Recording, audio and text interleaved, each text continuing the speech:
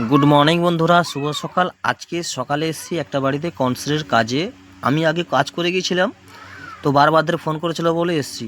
যারা ভাই পাইপলাইনে কাজ করছো বা জল লাইনে কাজ করছো, তারা অ্যাকচুয়ালি কনস্ট্রাকশনে যখন কাজ কোথাও বাড়িতে করা থাকবে, সেক্ষেত্রে দেখে ভাই কাজ করবে, কেননা বিপদ কখন বলে আসে না। দেখো ওই ভাইটা কি কাজ করেছে, দেখো পুরো লাইনটা পুরো কেটে দিয়েছে মাঝখান থেকে, মানে গ্লেন্ডার মাঝখানে চালিয়ে দিচ্ছে।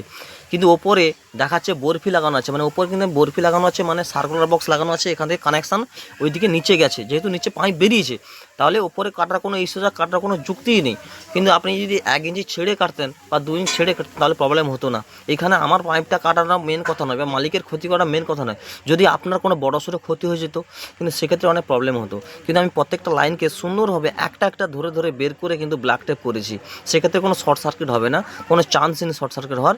কিন্তু এক্ষেত্রে প্রত্যেকটা লাইনকে আমি পুনরায় পাইপে মানে ডিস্টেন্স রেখে 1 ইঞ্চি 1.5 ইঞ্চি ডিস্টেন্স, এটা 1 ইঞ্চি নিচে, এটা 1 ইঞ্চি ওপরে, এরকম ডিস্টেন্স রেখে কিন্তু প্রত্যেকটা লাইনকে আমি ঢুকিয়ে দিয়ে সুন্দর করে গুছিয়ে। কিন্তু এটা যখন আমি প্যাকিং করব, একটা লাইনকে আমি ওখানে চেক করতে হবে বোর্ডের কাছে, কতগুলো খাটতে হবে কত সময়। কিন্তু খাটাটা মেন কথা নয়, মেন কথা হচ্ছে কি যদি প্রবলেম হয়ে যেত, তাহলে এগুলো দেখে আপনাদেরকে কিন্তু কাজ করতে হয়। কিন্তু দেখুন আমি কাজ যা করেছি একদম কমপ্লিট ফেসিয়াল, একদম ফ্রেশ করে, একদম অল কমপ্লিট করে ফ্রেশ করে কাজ করেছি। প্রত্যেকটা লাইনকে পাইপের ভেতরে ওদিক দিকে মানে বোর্ড, ওইদিকে বোর্ড আছে, ওইদিকে বোর্ড আছে, কিন্তু বোর্ডটা দিকে প্রত্যেকটা লাইনকে করেছি। তাহলে অনেকে প্রশ্ন করতে পারে, ভাই বোটও ভেতরে আপনি বাইক দিয়ে পাইপ নিয়ে আজকে কেন নিয়েছেন?